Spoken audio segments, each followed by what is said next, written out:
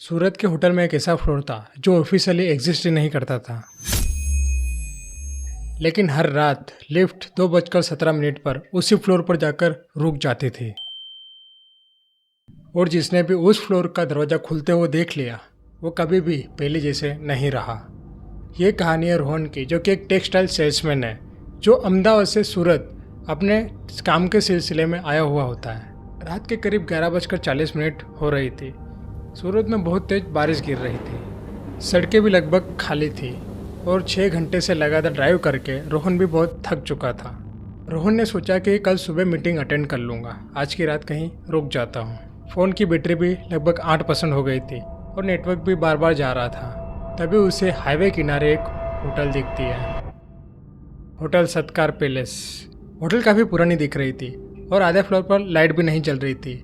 उस होटल की पार्किंग में रोहन जाता है तो वहाँ देखता है कि पार्किंग भी पूरी खाली थी, सिर्फ एक गाड़ी दिख रही थी नाम मात्र की। रोहन ने सोचा कि इतना बड़ा होटल है फिर भी पार्किंग में सिर्फ एक ही गाड़ी है। उसे थोड़ा अजीब लगा, पर वो ज़्यादा थक गया था इसलिए उसने ज़्यादा सोचा नहीं। सोचा होगा कि बारिश की वजह से लोग नहीं रुके होंगे। रोहन फिर अपने कदम धीरे धीरे होटल के रिसेप्शन की ओर बढ़ाने लगता है। वहाँ रिसेप्शन में एक बूढ़ा आदमी बैठा था सफ़ेद यूनिफॉर्म में, और होटल में भी अलग सा अजीब सा साइलेंस था, शांति थी, जैसे कि बाकी कमरों में कोई हो ही ना। रोहन उस बूढ़े आदमी से पूछता है कि आज की रात के लिए मुझे यहाँ पर रूम मिल जाएगा। वो बूढ़ा आदमी 5 सेकंड तक रोहन को घूरता है, फिर 5 सेकंड बाद कहता है कि 6ठे फ्लोर पर रूम नंबर 430 खाली है, और ये रही उसकी चाबी।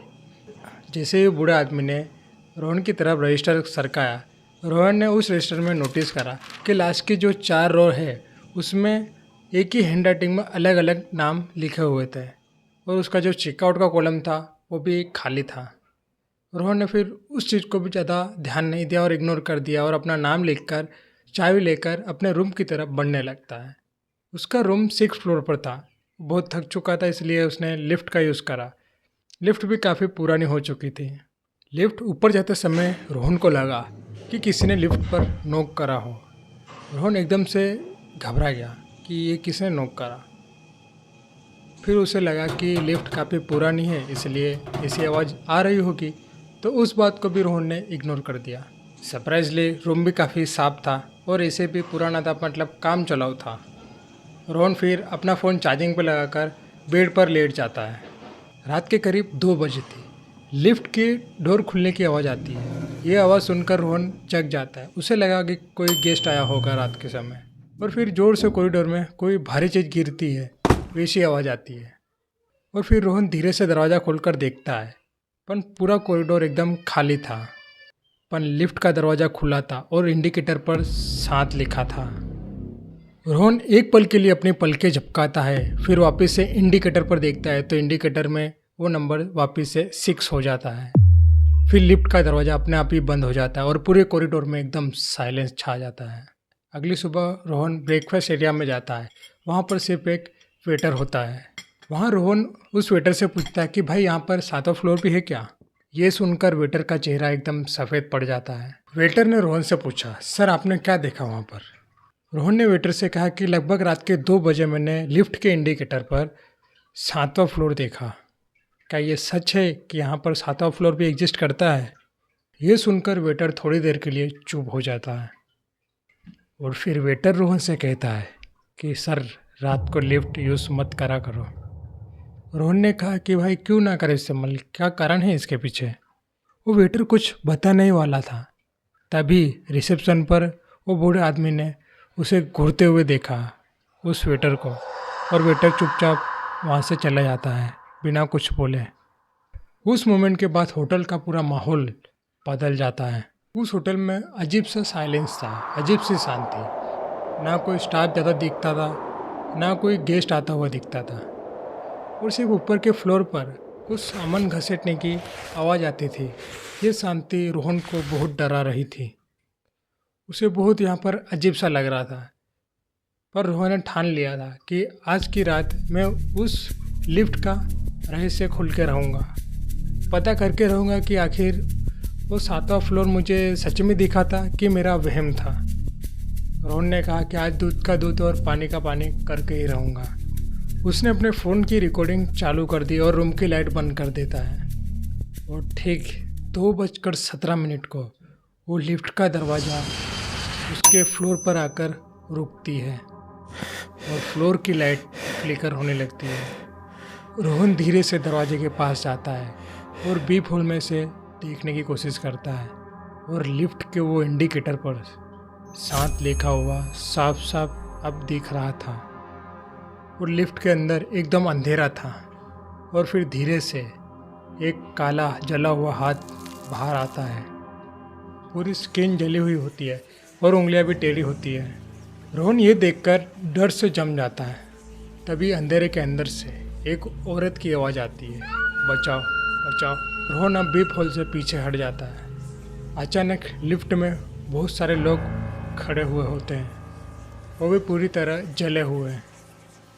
ये देखकर रोहन एकदम डर के मारे स्टेयर्स की तरफ भागते हो जाता है। भागते समय उसकी नज़र दीवार पर लगी न्यूज़पेपर की कटिंग पर जाती है। उस पर जो लिखा था वो पढ़ने के बाद रोहन मानो डर से जम जाता है।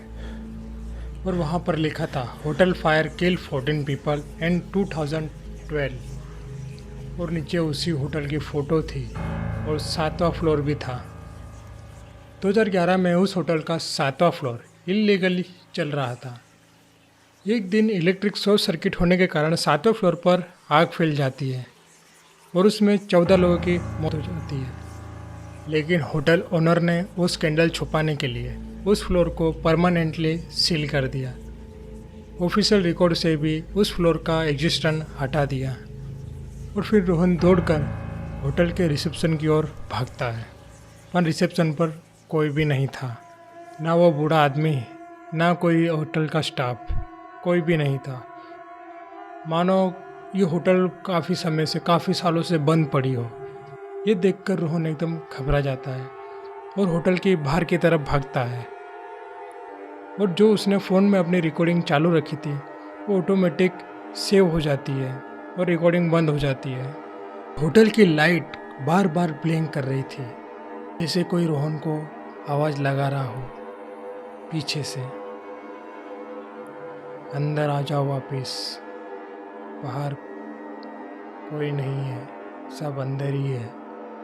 यह आवाज़ सुनकर रोहन अपनी गाड़ी की पार्किंग की तरफ भागता हुआ जाता है और उसने पार्किंग में से गाड़ी निकालकर हाईवे की तरफ चल पड़ता है। बाहर बहुत तेज़ बारिश भी हो रही होती है।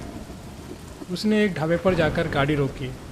वहाँ पर जाकर उसने अपने वो जो वीडियो सेव हो गई थी मोबाइल में, जो रिकॉर्डिंग चालू रखी थी, वो देखना चालू करा। तो उसमें दिखता है कि वो लिफ्ट का दरवाज़ा खुलता है, वो 7वां नंबर भी दिखता है। पर जो अंदर से जो उसने देखा था कि लिफ्ट में जो जला हुआ हाथ दिख रहा था, उससे जले हुए आदमी दिख रहे थे, वो ऐसा कुछ भी नहीं था उस रिकॉर्डिंग में। पर उस फ़ोन की रिफ्लेक्शन में रोहन के ठीक पीछे एक जली हुई औरत खड़ी थी। ये रिफ्लेक्शन फ़ोन के रिफ्लेक्शन में दिख रहा था। यह देखकर रोहन के वहाँ पर पसीने छूटने लगते हैं। रोहन ने सोचा कि बाल बाल बचाऊं वहाँ से, भगवान का शुक्र मानता है वो। पुलिस के रिकॉर्ड के मुताबिक वो होटल 2013 से ही अबेंडन पड़ा है, वहाँ पर आज तक कोई नहीं गया है। और सबसे डिस्टर्ब करने वाली बात तो ये थी कि रोहन जिस होटल में और जिस फ्लोर पर और जिस रूम में रुका था वो 7वां फ्लोर ही था। रोहन को कुछ समझ नहीं आ रहा था। वो सोच रहा था कि मैं होटल में गया, वो रिसेप्शन, वो बूढ़ा आदमी, वो वेटर, ये सब कौन थे, क्या था, उसे कुछ समझ नहीं आ रहा था। इससे पता लगता है कि कुछ दरवाजे कभी नहीं खुलने चाहिए, वो बंद ही अच्छे हैं सब। अगर ये वीडियो आपको पसंद आई हो तो इसे लाइक, शेयर और इस चैनल को सब्सक्राइब करना ना भूलें। ऐसी हॉरर, थ्रिलर, मिस्ट्री वीडियो देखने के लिए हमारे चैनल को सब्सक्राइब कर लीजिए। बहुत मेहनत लगती है इस टाइप की वीडियो बनाने के लिए। मिलते हैं किसी नेक्स्ट वीडियो में, तब तक के लिए जय हिंद।